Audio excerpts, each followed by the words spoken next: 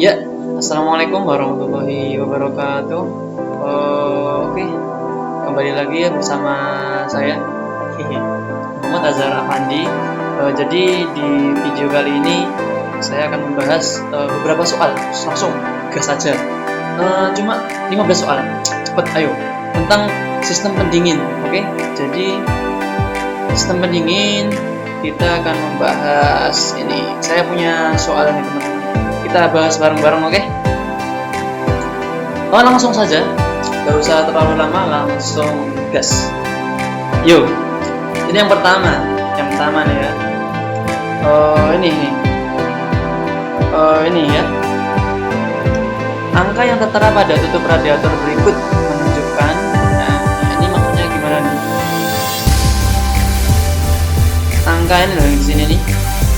0,9 ini. Jadi maksudnya itu ini. Oh, sudah ada jawabannya, santai aja. Sudah saya siapkan jawabannya. Jadi apa jawabannya teman-teman? Udah kelihatan nih jawabannya gimana nih? Gak apa-apa dah. Yang penting kalian semua paham nanti, oke? Jawabannya D ya, jadinya 0,9 bar. Kenapa kok bisa? Jadi maksudnya itu 0,9 bar itu situ tutup radiator itu menjaga tekanan dalam sistem radiator agar tetap stabil dan mengalirkan air yang menguap ke tabung reservoir saat dibutuhkan. Jadi besarnya tekanan dalam sistem pendinginan di mobil biasanya tertulis di tutup radiator dengan angka 0,7 atau 0,9 biasanya dalam satuan bar. Artinya klep pada tutup radiator tersebut akan terbuka jika tekanan sudah melebihi angka itu. Jadi kalau misalnya tekanannya ini udah sampai 0,10 bar misalnya, jadi kan udah begitu loh, gitu, oke? Jadi udah meledak gitu mungkin ya, gimana lah.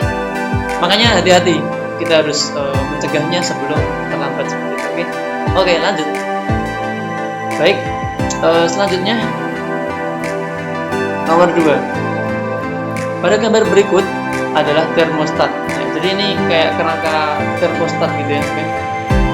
Nah, angka yang tercantum pada termostat tersebut menunjukkan, apa ini? 82 derajat Celcius. A. Katup membuka maksimal. B. Temperatur penutup katup. C. Temperatur pembuka katup. D. Katup mulai bekerja. E. Katup mulai membuka. Jadi apa ini jawabannya? Ini adalah C. Temperatur pembukaan katup. Kenapa? Jadi penjelasannya seperti ini guys. Nih, ini gambarnya beda. Ini termostat itu ibarat sebuah pintu guys. Jadi kalau pintu itu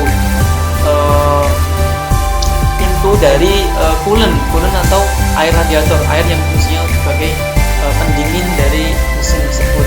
Mesin biasanya di kendaraan seperti ya.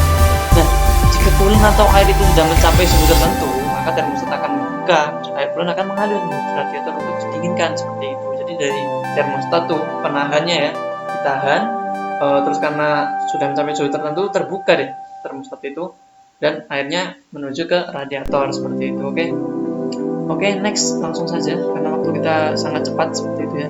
Nah, ini apa aja nih guys? Nah, jawabannya udah kelihatan dulu. Nah, pertanyaannya berikut merupakan susunan gambar bagian-bagian dari pompa air sistem pendingin untuk nomor 1, 2, 4, dan 5 adalah apa itu kira-kira jawabannya guys? Nah, ternyata jawabannya adalah C. Dudukan puli, bearing, seal, dan rotor. Langsung aja kita bahas nih bagian-bagiannya itu apa saja sih. Nah, kelihatan ya. Jadi nomor satu ini ya, ini itu namanya dudukan puli. Nah, di sini namanya dudukan puli. Nomor 2 ya, nomor 2 ini namanya bearing. Nomor 3, nah ini komponen ini namanya bodinya nih, bodi dari pompa air ini. Karena ini adalah bagian dari pompa air satu-satuan ini. Nomor 4 ini satuan sel atau satuan seal, ini seal serat. Nomor 5 ini rotornya. Nah, ini rotornya guys, digerakkan nih guys.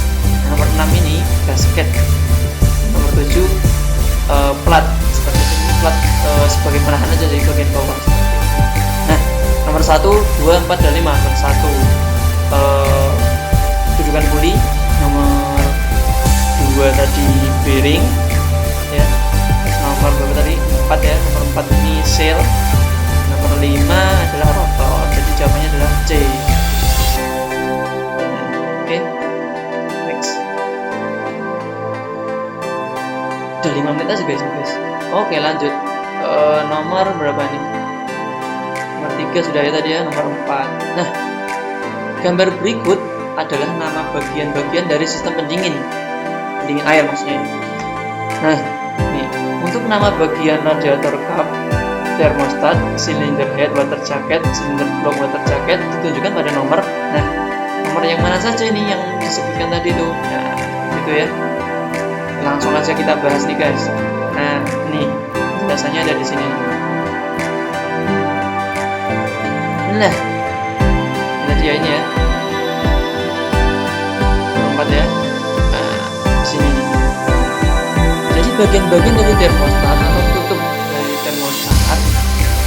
Termostat. Sorry, ini bagian dari radiator. Ini beda ini guys. Nomor satu itu ya. Ini tadi yang di atas tadi. Ini namanya radiator cup. Oke. Radiator cup. Nomor 2 itu namanya termostat guys.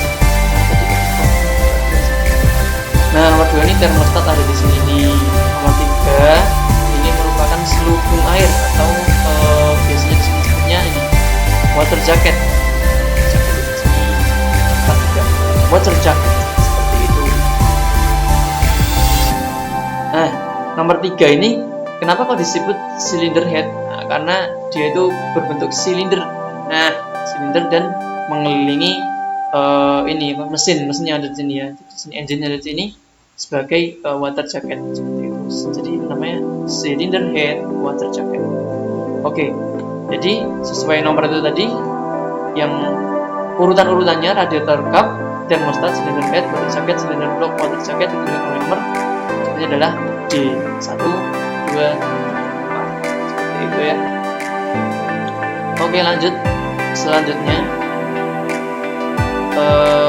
nomor 5. Oke, nomor 5 ini guys.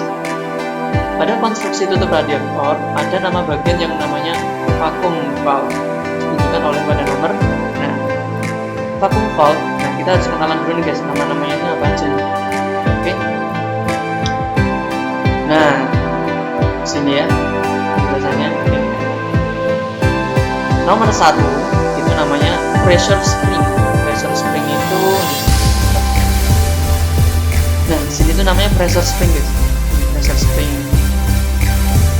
Nomor 2 itu dinamakan cincin perapat. Nomor 2 itu cincin perapat. Nah, ini sini ada cincin perapat. Jadi dia itu merapatkan biar tidak terbuka seperti itu. Nomor 3 yang sini ya namanya gasket. Jadi punya gasket. Nomor 4, nah nomor 4 ini baru disebut dengan vacuum valve ya. Jadi jawabannya adalah B nomor 4. Oke. Oke, next nomor 6. Oke. Jadi jawabannya kelihatan. Nah, gambar berikut merupakan bagian-bagian dari konstruksi radiator. Untuk nomor 1, 2, 5, dan 8 adalah 1 ya, 2, 5, dan 8 adalah, kita kenalkan dulu deh. Nah, nomor 1 nih ya. Nah, nomor 1 ini namanya upper tank atau bagian atas dari radiator. Terus yang nomor berapa tadi? Nomor 2 ini ya, bottom tank atau lower tank. Tank, lower tank seperti itu ya. Lower tank. Nomor 3 mana nomor 3? Ada nomor 3 di sini. Nah, nomor 3 di sini itu memang bermacam-macam. Ada yang menyebutnya. Jadi menyebutnya itu reservoir water. Itu menyalurkan air ya dari yang sudah mengalir, yang panas jadi keluar seperti itu. Nomor 4, nah ini salah satu namanya transmission oil cooler. Apa itu transmission oil cooler? Dia itu mengalirkan air keluar. Transmission oil coolernya keluar.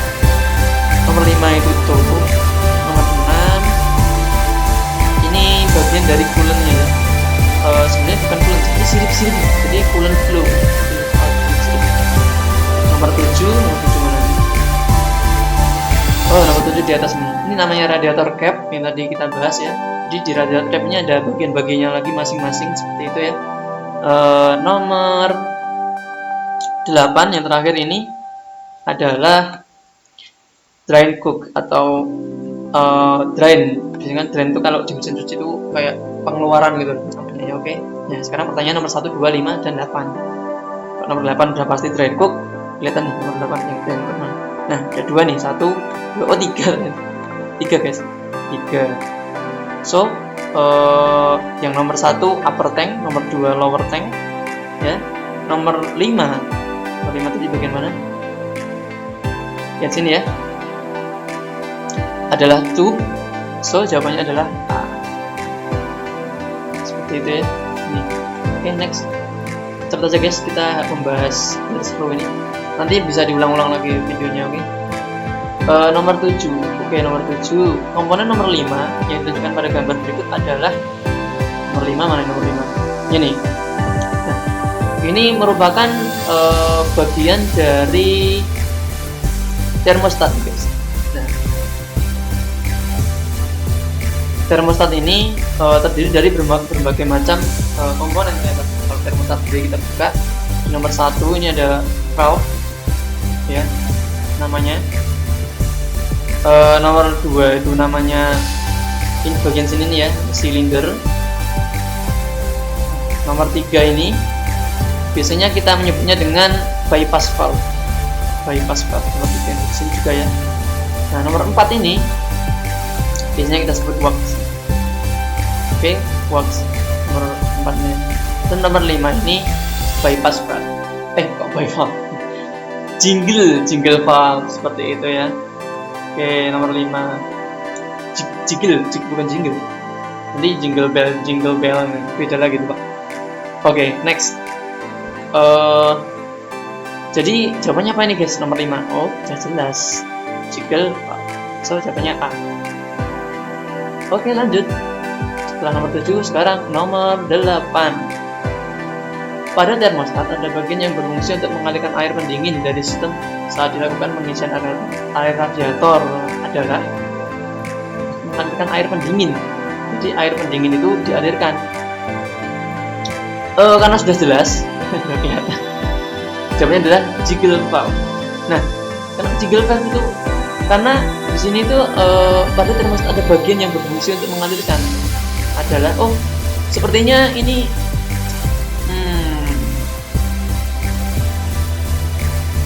Oke, seperti itu. Nih. Nah. Penjelasannya. Nah, ini jiggle valve itu bagian sini nih. Jadi dalam termostat terdapat bagian yang disebut dengan jiggle valve. Fungsinya untuk mengalirkan air pendingin dari sistem saat dilakukan pengisian air radiator. Jadi di sini nih bagiannya jiggle valve. Oke, lanjut. Apa akibat bila tegangan V-belt pada kipas pendingin terlalu kencang? A. Suara kipas halus. B. Putaran kipas terlalu tinggi. C. Menimbulkan bunyi. D. Dapat merusak puli. E. Putaran kipas lambat. Kira-kira apa nih guys? Nah, jadi ada gambarnya nih untuk pembahasannya nih. V-belt itu yang dimaksudnya ini guys. Bentuknya kan kayak V gitu ya. V-belt or V-belt V-rivet belt seperti itu. Nah, terus puli itu apa sih? Puli, crankshaft pulley seperti itu. Ini nih. Jadi ini untuk biar apa ya? Tenaga yang dikeluarkan untuk menggerakkan kipas ini tidak berat. Nah, jadi ini kayak ibarat ini loh guys, namanya kayak timba itu sih. Timba kalau satu doang kan susah berat. Kalau tiga ini kan kayak ganda. Jadi kalau ganda itu lebih ringan seperti itu. Nah, tapi kalau tegangannya ini, talinya ini terlalu keras, maka akan merusak pulley-nya itu. Nah, dan kalau rusak, nanti kipasnya tidak bisa bergerak atau tidak bisa berputar atau mati seperti itu.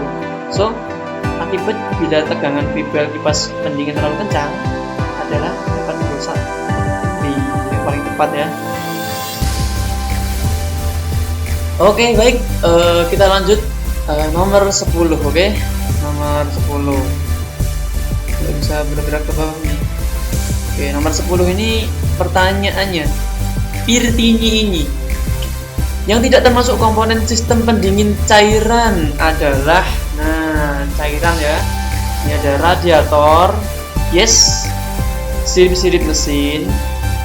Nah, sirip-sirip mesin ini kita tandai dulu. Pompa, nah kalau pompa ini pasti ini sistem pendingin cairan. Water jacket itu pasti karena water jacket ya, itu pendingin cairan. Termostat, nah ini pendingin cairan yang membutuhkan. So di antara semua ini sirip-sirip mesin ini yang bukan merupakan komponen dari sistem pendingin cairan, karena ini ada di sistem pendingin udara seperti itu ya, biasanya di bagian depan bagian motor itu ya kan, mesinnya itu kayak berliku-liku itu. Nah, itu sistem pendingin udara pada kendaraan seperti itu, pada motor biasanya. Ini penjelasannya. Sirip-sirip mesin merupakan komponen penyusun radiator, dan walaupun radiator juga komponen sistem pendingin cairan, namun yang lebih tepat B. Oh, jadi ya dalam radiator juga ada sirip-sirip yang di bagian radiator itu ya. Tapi yang dimaksud di sini menurut saya ini adalah sirip-sirip mesin pada sistem pendingin udara. Berarti bukan sistem pendingin cairan. So, jawabannya B. Oke. Next. Oke.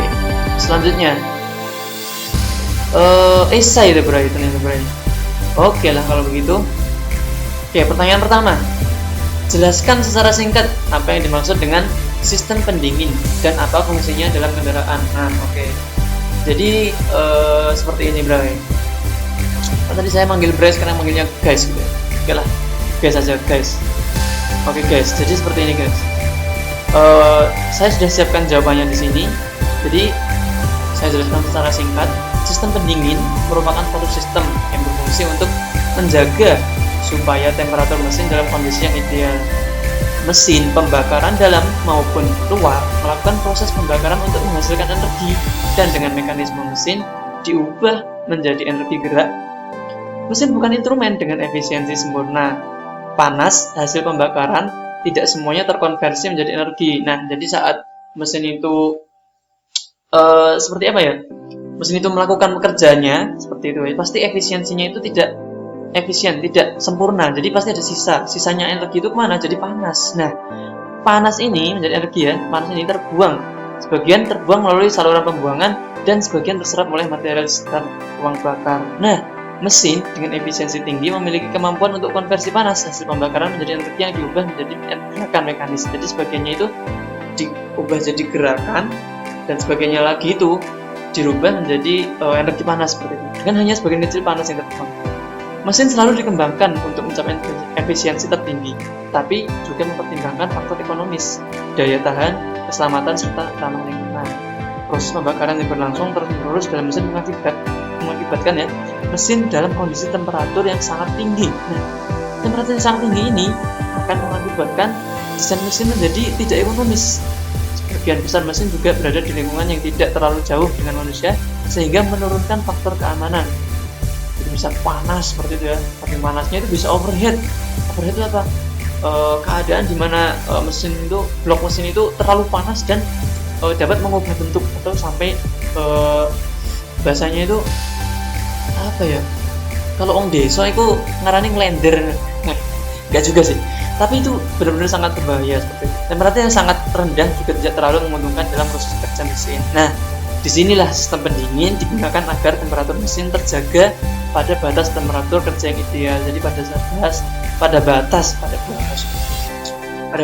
suhu tertentu seperti itu ya. Oke, baik, lanjut nomor 2. Oke, langsung saja nomor 2 ini ya. Nomor 2 ini jelaskan fungsi dan cara kerja termostat pada sistem pendinginan air pada mesin dan mengapa perlu diservis seperti itu. Mengapa perlu diservis? Nah, jadi jawabannya yaitu katup termostat berfungsi untuk menahan air pendingin. Nah, jadi ditanyakan termostat dan cara kerja termostat. Fungsinya itu untuk menahan air pendingin bersirkulasi pada suhu mesin yang rendah dan membuka saluran dari mesin ke radiator pada saat suhu mesin mencapai suhu idealnya. Seperti itu. Katup termostat perlu diservis dari kemungkinan tidak berfungsi dengan baik. Jadi kemungkinan besar seperti itu. Oke, paham? Oke, ya, saya harap paham ya. Next, nomor 3. dalam sistem pendinginan terdapat komponen kipas yang akan menyala ketika ya suhu mesin telah mencapai batas tertentu pada termostat. Namun terkadang kipas tersebut mati atau tidak. Oh, ini teman saya tadi lewat ya, sorry, atau tidak berputar. Nah, sehingga menyebabkan kipas tidak mau berputar. Nah, sebutkan ini minimal 3. Jadi apa nih analisis ya kemungkinan yang terjadi sehingga menyebabkan kipas tidak mau berputar. Nah, menurut saya kipas pada sistem pendingin mobil mesin itu tidak mau berputar karena ini beberapa kemungkinannya ya. Yang pertama, bisa jadi terdapat kerusakan pada coolant atau temperatur switch. Nah, jadi temperatur switch-nya itu tidak bekerja. Jadi pada saat suhu itu mencapai batas tertentu, dia kan ada temperatur switch, dia akan memberikan kode, ini loh, woi, kipas nyala oh, udah panas, seperti itu, misalnya itu seperti itu. Terus putusnya jaringan kabel penghubung. Nah, bisa jadi ya kabel penghubungnya dari kipas itu ya putus gitu, jadi ya terus nggak bisa muter. Yang terakhir, terdapat kerusakan pada motor penggerak kipas. Bisa jadi ini tadi V-belt-nya itu ada masalah atau dari kipasnya sendiri rusak seperti itu ya, jadi tidak bisa berputar. Oke, next, nomor 4. Oke. Nah, ini seru ini. Pada suatu pagi, Herman akan pergi mengantarkan pesanan ke konsumen. Yang anggap aja ini dia mengantarkan apa ya, donat. Nah, donat ke konsumennya yang jaraknya cukup jauh. Wah, donat ini enak padahal. Jangan donat lah, apa ya yang biasanya pagi-pagi itu ayam potong itu kan banyak banget ayam yang bau-bau kalau kita di belakangnya itu kan baunya kayaknya. Skip. Oke, pada mesin ya. Pada mesin yang mana tadi? Oh, ini yang jaraknya cukup jauh sehingga ia harus menggunakan mobilnya. Namun kipas depan pada sistem pendinginnya mati dan berisiko terjadi overheating yang dapat merusak mesin mobilnya, sehingga mogok di jalan. Lalu ia membuka bumper depan mobilnya dan mengendarainya sampai tujuan dengan aman. Nah, pertanyaannya, mengapa demikian? Kok bisa aman? Padahal resiko terjadinya overheating itu sangat tinggi. Nah, kita bahas sedikit di sini.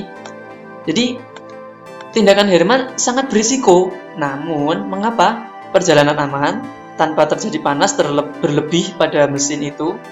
Karena Herman membuka bumper depan mobil yang dapat mengalirkan udara ke dalam menuju sirip-sirip radiator sebagai pengganti kipas. Nah, sini kan fungsi dari kipas yang mati tadi tergantikan oleh angin yang dengan kencang berhembus seperti itu. Jadi dia berhembus seperti itu, yang mendorong udara tersebut sehingga proses sistem pendingin tetap berjalan dengan baik dan tidak terjadi overheating. Namun, saya sangat tidak merekomendasikan. Tindakan ini sangat berisiko karena kecepatan kendaraan sangat berpengaruh dalam pertukaran panas yang terjadi. Jadi kalau misalnya jalannya pelan-pelan ya sama aja Pak, nanti ya rusak mobilnya iman-iman. Kalau mobilku mobil mahal ya penting aku tak bawa bengkel daripada nanti turun mesin Pak. Oke, lanjut yang terakhir nih guys, terakhir sendiri. Jelaskan kelebihan dan kekurangan jenis sistem pendingin pada gambar di samping, minimal 3. Nah, ini jelas sekali ya ini ya. Ini merupakan sirip-sirip dari radiator, bagian dari radiator, sehingga di sini merupakan sistem pendingin air seperti itu. Sistem pendingin cairan. Nah, kelebihannya apa aja sih? Pertama, mampu mempercepat mesin mencapai suhu kerja. Maksudnya itu, jadi mesin itu yang awalnya panas bisa didinginkan dengan cepat. Jadi lebih cepat pendinginan menggunakan air daripada udara seperti itu ya. Selanjutnya, pada mobil modern, sistem ini mampu mendorong pemakaian bahan bakar lebih irit. Nah, jadi lebih irit bahan bakar guys. Soalnya kalau menggunakan sistem pendingin udara, itu biasanya lebih boros seperti itu. Selanjutnya, sistem pendingin berlangsung tanpa dipengaruhi posisi kendaraan. Jadi posisi kendaraannya itu bebas lah mau ngapa aja. Kalau sistem pendingin udara kan sistem pendinginnya itu harus di depan seperti itu kan, harus di depan dan terbuka seperti itu. Jadi biasanya kan di bagian motor bagian bawah itu harus terbuka gitu ya. Tapi sistem pendingin air itu tidak harus terbuka, sehingga ini menjadi kelebihannya seperti itu. Jadi bentuk mobil macam-macam aneh-aneh itu, keren-keren sekarang malah. Oke, nah Namun ada kekurangannya juga nih guys. Kekurangannya yang pertama nih, perlu pengecekan air pendingin secara berkala. Jadi kita harus ngecek terus nih guys kalau mau perjalanan panjang terutamanya. Nah, jadi tips untuk kalian semua ya, kalau mau perjalanan panjang naik mobil apalagi, dan mobilnya itu belum dicek air radiatornya, bahaya sekali guys, bisa overheating di jalan, susah, mogok, nggak ada yang nolongin. Gimana coba bayangin kalau itu tengah hutan, tengah alas, atau tengah gurun pasir, susah. Oke lah, next kalau gitu. Selanjutnya kekurangannya, konstruksi lebih rumit. Nah, itu kok bisa nih? Sehingga kalau ada komponen tidak berfungsi, maka mesin akan overheating. Nah, gampang banget overheating. Iya, karena konstruksinya lebih rumit. Harus membuka-buka dulu bagian dalamnya, kan? Sehingga kalau ada komponen tidak berfungsi, misalnya nih kipasnya mati, langsung bahaya sekali. Atau misalnya ada termostatnya tidak bekerja dengan baik, atau bagian-bagian tertentu tidak bekerja, ini bisa bahaya. Terus biaya perawatan, nah ini kalau udah rusak ini tergolong tidak murah, mahal. Makanya itu bisa menjadi kekurangan dari sistem pendingin air seperti itu. Nah, ternyata sudah selesai 15 soal kita bahas tadi, 10 soal pilihan ganda, 5 soal esai seperti itu ya. Jadi terima kasih sekali semuanya yang sudah menyaksikan video ini. Semoga bisa bermanfaat untuk kalian semuanya. Yang penting semangat dalam belajar, semangat dalam meraih cita-cita ya. Oke. Ini juga merupakan salah satu tugas saya sebagai mahasiswa di Universitas Negeri Malang. Langsung saja subscribe, like, ini kok nggak kelihatan siapa sih? Like, like dan komen, oke? Boleh juga follow Instagram saya @zafandi, oke? Terima kasih. Assalamualaikum warahmatullahi wabarakatuh.